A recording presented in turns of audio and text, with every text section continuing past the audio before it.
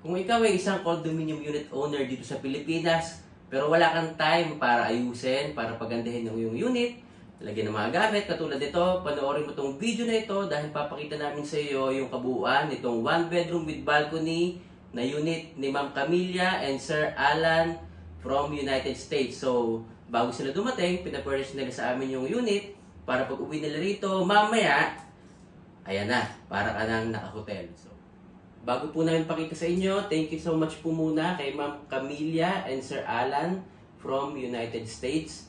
So, Ma'am, Sir, thank you sa inyong tiwala dahil kami yung napili nyo para mag-furnish na iyong unit dito sa Fame Residences ng SM Development Corporation. Ayan, so this unit is brand new, kaka-turnover lang po, and pinaganda namin ni Mrs.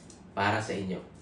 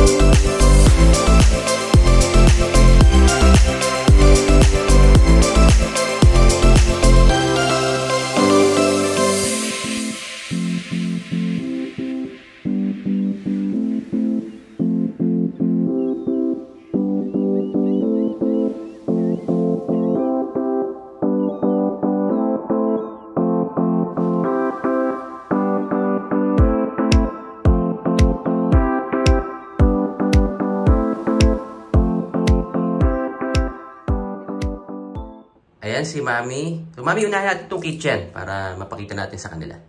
Ayan, good morning. So, dito tayo ngayon sa Fame Residences. This is a 28 square meter corner unit po ni Ma'am Camilla and Sir Alan. Hello po. Ayan, so dito tayo sa ating kitchen. Kung mapapansin nyo dun sa ating before picture, hindi ito yung ating kulay at ang ating countertop ng kitchen dito. So, lahat ito ay pinalitan natin with a white, German white countertop, with a marble design backsplash. Tapos this one naman is the light gray matte finish na mga cabinets. So dito marami tayong mga storage. So ginaya lang naman din natin yung layout nung una. Pinalitan natin yung kanyang kulay and yung kabuuan niya. So ang ganda na naging design natin dito. And then this one, i-retain natin ang ating range hood at ating cooktop. Ayan. Then here, Daddy, binaba natin, since binago na natin yung layout, so binaba natin ang ating microwave. So mas madali ngayon nating magagamit to na hindi medyo mataas. And then this one, ayan, so meron tayong another storage dito. So usually dito yung mga ating mga pans, frying pans, mga cookwares nandiyan. So ayan. Then kung makikita mo rin dito, Daddy, ito may bago ako ditong nilagay. Since binago nga natin lahat, so, meron ako ngayon ditong condiments, trays. Okay. Ayan. So, ito yung mga pangbote. Then, ito naman yung mga condiments. Ayan. So, pwede nga malagay dyan. Kutsara, tinidor. Ayan, pwede rin. Okay. Then, ito, Mami, palit ng countertop, no? Saka yung sink, palit din. Yes, naka-under sink na tayo palit dito. Din. Yes, and ito na yung kanya napili naman. Ito yung kanyang request na faucet niya. Ayan. Okay. So, ito guys, before wala to, ayan, ito Mami. Yes, this one is extension and since binaba na natin yung microwave, naglagay na lang tayo ng glass door na cabinet para at least yung mga kanyang souvenirs, yung mga pan-design ni Ma'am, yung mga cups niya, pwede nga malagay din dito as design. This is, ito namang ref natin, binili natin. So, this is a 2-door ref. Then, ito ang kanyang request naman din is itong ating 5 pieces na tubular divider para lang ma-divide natin yung ating kitchen dito sa ating dining. Ayun. So guys, bale, again, palit po ito lahat. Yung nakita nyo na buong kitchen, so palit po yan. Yan. Then this one, Daddy, nagkaroon tayo ng space. Actually, itong unit na to is malapad. So, medyo may space tayo. Kaya nakapaglagay pa tayo ng another storage here. Wow. So, yan, ang laki. Ang dami mo ilalagay dito. Yes.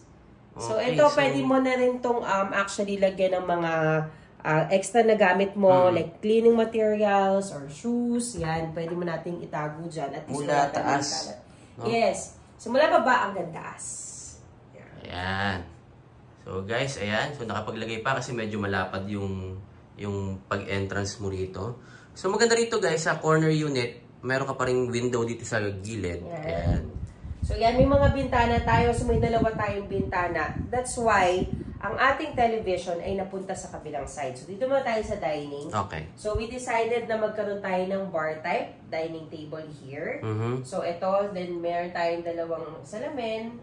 Dito may window tayo para at least makakasilip tayo. Actually, this is amenity view. Makikita nyo mamaya dyan sa balcony natin kasi pati yung balcony inayos natin. So, then dito sa ating living area naman. Wow, may entertainment dito Yes. So kung mapapansin mo, Daddy, ito ang laki ng TV niya. This is actually 55 inches TV. Saktong-sakto siya sa ating area. So ayan, makikita mo, we use the fluted panel sa likod. Then nagkaroon tayo ng ating hanging cabinet dito sa ating ilalim. Yan. Para patungan ng ating mga bulaklak. Ang aking favorite na bulaklak. Ayan.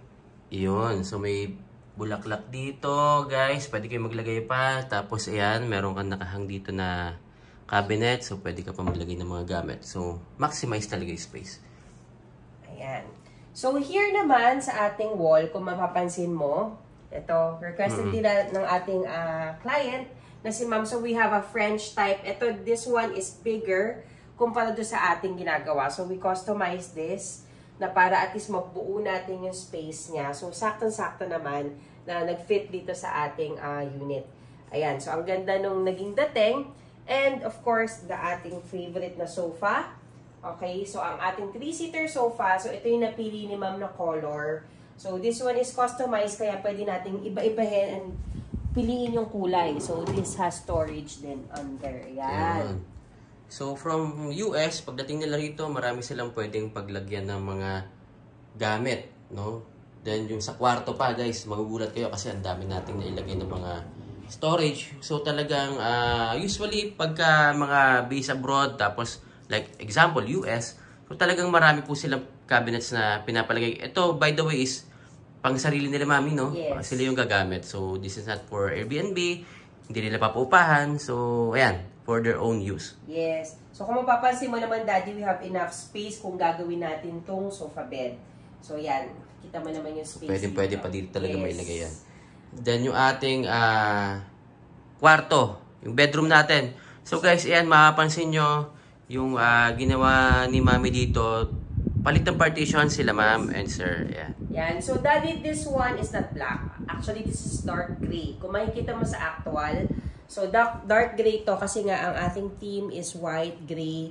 Ayan, yan ang ating theme. So, this one is dark gray color na divider. So, this is a French type sliding door. Ayan. So, this one naman ang ating bedroom. Actually, tingnan mo, ang laki ng space. So, may distance yung kanyang cabinet dito sa ating bed dahil nga malaki yung unit. So, this one, meron tayong wardrobe cabinet na talagang malaki. Ayan. Dito, Daddy, magkakasya pa yung isang luggage. Yan dito. Magkakasya pa yung luggage dito sa baba. Yan. So, meron tayo dyang shelves naman. No? Then, sa taas, pwede rin natin malagay yung ating mga beddings. So, malapad dito. We have enough space for everything that you want to put here. Then customized din siya. Ito, yes. guys. Ayan. So, ang kagandahan kasi sa atin, Daddy, nag-built-in tayo, nag-modular cabinets tayo.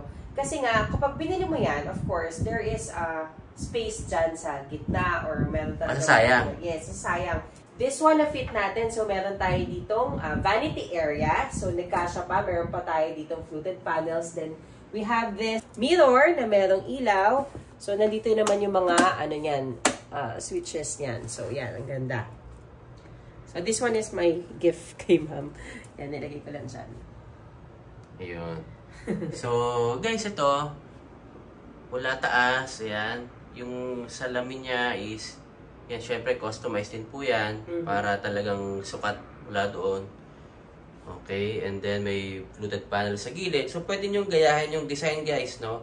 So, at least magkaroon kayo ng ideas kung paano nyo papagandahin yung inyong unit dito sa Pilipinas. Ayan. Okay. So, this one naman, Daddy, is gumamit tayo ng blinds. So, this is Korean blinds. So, tinatawag nila parang zebra blinds yung tawag, di ba? Kasi nga, meron tayong blackout and merong hindi. So, eto, dalawa yan. So, meron tayo dito for the balcony. So, kung gusto mo na madilim, matutulog ka, magpa-blackout lang tayo. Then, if not naman, yan, meron tayong konting shade. Okay. Mami, gusto ko pasilip muna sa kanila yung balcony. Okay. Ayan.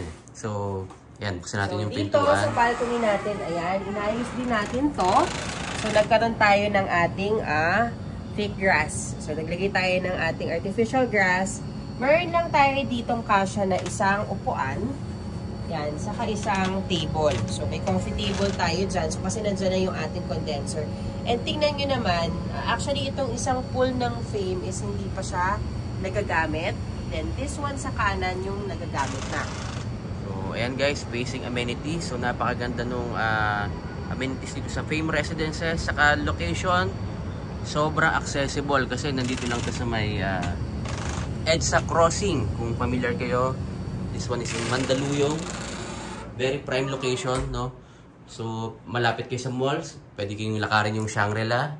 Ayan, and yung EDSA Central, yan, katabi lang. So, ayun. So, back to our bedroom. So, ayan. Ayan. So, Daddy, ito naman ang ating bed. So, this is 54 by 75 inches size. So, double bed po. Customized. So, yan, tinano natin sa ating sofa bed ang ating headboard. Since ka-customize kaya natin piliin yung color. And this one naman, dahil nga maluwag yung unahan natin, dito ako naglagay ng storage. Ayan. So, ayan. Meron akong hinihilang storage dito. Ayan, at least mas malapad, mas malaki yung malalagay natin. Marami talaga malalagay. Yes, marami tayo talaga malalagay. So, here naman, sa ating cabinet, ito, malapad din ito. Ayan, malapad din to. Wow. Then, we have dito here sa taas, di ba? And meron din dito sa baba. So, kung mapapansin mo, ang dami talaga nating storage. So, hindi na tayo pwede magkaroon ng kalat talaga kasi kaya nating maitago lahat. Yan. Yan guys, oh. So, pakita ko sa inyo, yan, gaano siya kalapad. Yung ilalim niya, ayan. Meron ka pang ilaw dyan sa ilalim. Ayan. Then dito, meron kang outlets. Yes, meron tayong outlets dito and nandito yung kanyang mga switches. Ayan. So, pwede mo bang patungan ng iyong phone. Ayan, meron ditong candle. Ayan. Ayan. So, ayan, sobrang na-maximize talaga yung space dito sa one bedroom nila Ma'am Camilla and Sir Alan. So, ayan, I guess, napakita na namin sa inyo lahat. So, ayan, sana nagustuhan nyo yung ating bagong furnished na unit dito sa Fame Residences. Again, thank you so much Ma'am Camilla and Sir Alan from US sa inyong tiwala. Ayan, Mami. Ayan, so thank you again, Miss Camilla and Sir Alan, sa inyong pagtitiwala sa amin na gumawa. At salamat sa ating hardworking na kapamilya na sila Jed, Bojo, Lester, and of course, ang ating angels na si Kim and si LJ sa inyong talagang pagpatulong sa amin at pagpapaganda ng itong unit na to, paglinis. Thank you so much. Dahil talagang alam kong napuyat kayo sa paggawa nito. Thank you so much talaga. Ayan, maraming salamat po ulit. At sana nagustuhan nyo yung ating bagong furnished na unit. So guys, please subscribe to this channel para meron po kayong mapanood, no, ng mga bagong furnished na units, real estate tips, and mga properties na feature dito sa Focus Homes Realty. So again, maraming salamat po sa inyo at palagi mong tuparin ang iyong mga pangarap.